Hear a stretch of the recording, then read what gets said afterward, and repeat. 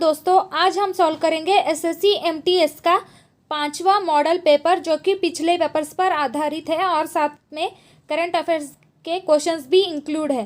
Video शुरू करने से पहले अगर आपने अभी तक मेरे चैनल को सब्सक्राइब नहीं किया है तो प्लीज़ जल्दी से जल्दी सब्सक्राइब कर लीजिए। तो आज का जो पहला सवाल है वो है CAD का पूर्ण रूप क्या है। तो CAD का जो पूर्ण रूप है वो क्या है? Computer aided design. क्या है? Computer aided design. तो ऑप्शन सी जो होगा यहाँ पे बिल्कुल राइट आंसर हो जाएगा। क्वेश्चन नंबर 2 है, किसने कहा था तुम मुझे खून दो मैं तुम्हें आज़ादी दूंगा। तो फ्रेंड्स, ये जो नारा है ये दिया था सुभाष चंद्र बोस जी ने दिया था। कब दिया था? 1944 में दिया था। इस पॉइंट को भी आप नोट डाउन कर लीजिए। और साथ ही आज़ाद हिंद फौज का जो गठन है ये भी किसने किया था? सुभाष चंद्र बोस जी ने किया था। कब किया था? 1943 में किया था। इस पॉइंट को भी आप नोट डाउन कर लीजिए। अगला सवाल है, सौरमाला का सबसे बड़ा ग्रह कौन सा है। तो सौरमाला का जो सबसे बड़ा ग्रह है वो कौन सा है? बृहस्पति ग्रह है, जिसे हम इंग्लिश में जुपिटर कहते हैं। और सबसे छोटा जो ग्रह है वो कौन सा है? बुध ग्रह है, जिसे इंग्लिश में मर्क्यूरी कहा जाता है। अगला सवाल है, गौतम बुद्ध का बचपन का नाम क्या था। तो फ्रेंड्स, गौतम बुद्ध का बचपन का जो नाम था वो क्या था? सिद्धार्थ था। तो ऑप्शन ए जो होगा यहाँ पे बिल्कुल राइट आंसर हो जाएगा। और ये राहुल जो नाम है ये गौतम बुद्ध के पुत्र का नाम है, इसे भी आप याद रखिएगा। तो नेक्स्ट क्वेश्चन है हमारा, प्रथम गोलमेज सम्मेलन कहाँ हुआ था। तो ये हुआ था लंदन में। कब हुआ था? 1930 में। और भारत के एकमात्र व्यक्ति जिन्होंने तीनों गोलमेज परिषद अटेंड किए हैं वो कौन है? डॉक्टर भीमराव अंबेडकर। इस पॉइंट को भी आप नोट डाउन कर लीजिए। अगला सवाल है, उत्तराखंड में हाल ही में हिमस्खलन और बाढ़ से कौन सी नदी प्रभावित हुई है। तो ये कौन सी नदी प्रभावित हुई है? धौली गंगा। कौन सी? धौली गंगा। तो ऑप्शन बी जो होगा यहाँ पे बिल्कुल राइट आंसर हो जाएगा। और ये करंट अफेयर्स का क्वेश्चन है।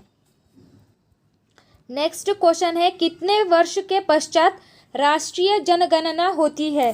तो ये कितने वर्ष के पश्चात होती है, यानी कि गैप, कितने वर्ष का गैप होता है? 10 वर्ष का गैप होता है। और इसकी जो शुरुआत है ये किसने की थी? ब्रिटिश वायसरॉय लॉर्ड मेयो की थी। कब की थी? 1872 में की थी। इस पॉइंट को भी आप नोट डाउन कर लीजिए। अगला सवाल है, कांजीरंगा राष्ट्रीय पार्क कहाँ स्थित है। इसका जवाब आप मुझे कमेंट बॉक्स में दीजिएगा। अगला सवाल है, ऑपरेशन फ्लड किससे संबंधित है। तो ये संबंधित है डेयरी विकास से। और इसकी शुरुआत कब हुई थी? 13 जनवरी 1917 से शुरुआत हुई थी। अगला सवाल है,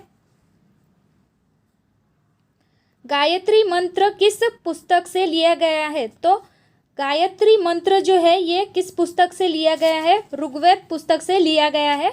और इस सवाल को ऐसे भी पूछा जा सकता है कि गायत्री मंत्र किस वेद से लिया गया है। तो इसका भी राइट आंसर ऋग्वेद हो जाएगा। अगला सवाल है, शिक्षक दिवस किस दिन मनाया जाता है। तो शिक्षक दिवस जो है ये कब मनाया जाता है? 5 सितंबर को मनाया जाता है। तो ऑप्शन सी जो होगा यहाँ पे बिल्कुल राइट आंसर हो जाएगा। अगला सवाल है, 21 जून 2021 योगा दिवस की थीम क्या थी। तो इसकी जो थीम थी वो क्या थी? योगा फॉर वेलबींग थी। क्या थी? Yoga for wellbeing. तो ऑप्शन ए जो होगा यहाँ पे बिल्कुल राइट आंसर हो जाएगा। अगर सवाल पूछा जाए कि योगा दिवस कब मनाया जाता है तो इसका आंसर हो जाएगा 21 जून को मनाया जाता है। अगला सवाल है, अंतरिक्ष में पहुंचने वाला विश्व का प्रथम व्यक्ति कौन है। तो अंतरिक्ष में पहुंचने वाला विश्व का प्रथम व्यक्ति है मेजर यूरी गैगरिन है। कौन है? Major Yuri Gagarin. और ये कहाँ के हैं? रशिया के हैं, सोवियत संघ यानी कि रशिया के हैं। और इन्होंने अंतरिक्ष की यात्रा कब की थी? 1961 में की थी। तो इस पॉइंट को भी आप याद रखिएगा। अगला सवाल है, लोसांग एक उत्सव है जो मनाया जाता है, कहाँ मनाया जाता है? सिक्किम राज्य में मनाया जाता है। तो ऑप्शन ए जो होगा यहाँ पे बिल्कुल राइट आंसर हो जाएगा। क्वेश्चन है, निम्न में से कौन प्रबल अम्लीय है, यानी कि स्ट्रॉन्ग एसिड कौन है? तो ये है PH0। तो ऑप्शन सी जो होगा यहाँ पे बिल्कुल राइट आंसर हो जाएगा। PH7 जो है ये न्यूट्रल का है, यानी कि प्योर वाटर का है। PH14 जो है ये स्ट्रॉन्ग बेसिक है, स्ट्रॉन्ग बेसिक। इस पॉइंट को भी आप याद रखिएगा। अगला सवाल है,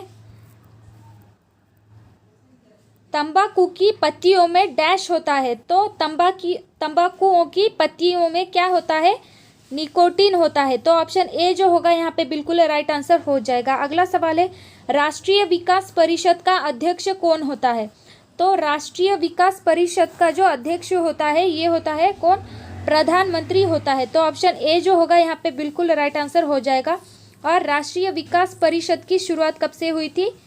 6 अगस्त 1952 से हुई थी। इस पॉइंट को भी आप याद रखिएगा। अगला सवाल है, निम्न में से कौन सा भारतीय राज्य गरीबी के कुचक्र का शिकार है? तो कौन सा राज्य है?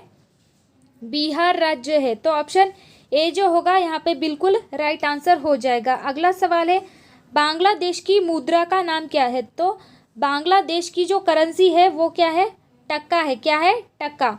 और रुपया भारत का है, dollar USA।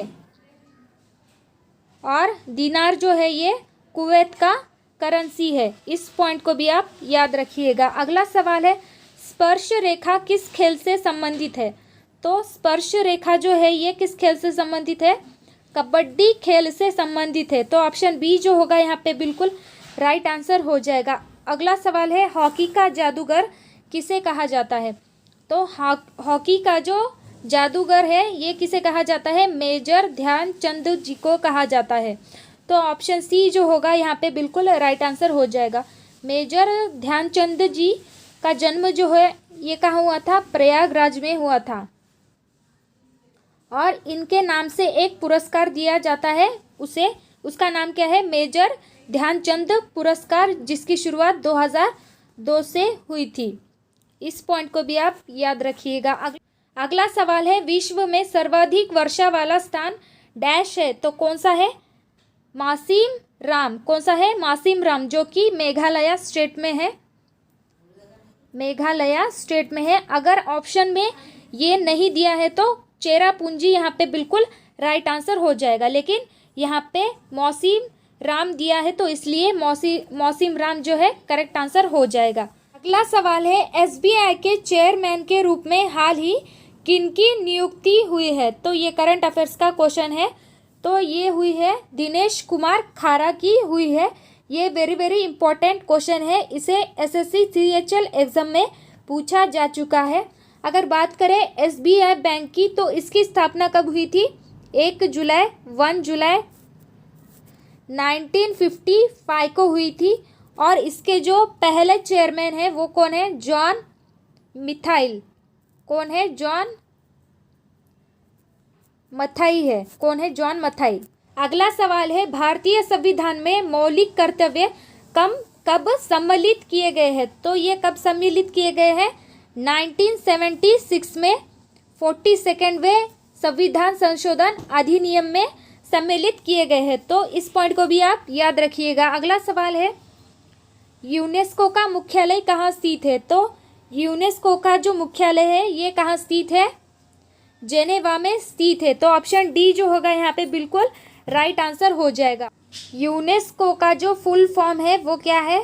United Nations Educational Scientific and Cultural Organization. Bharat जो है इसका सदस्य कब बना है? 1946 में बना है।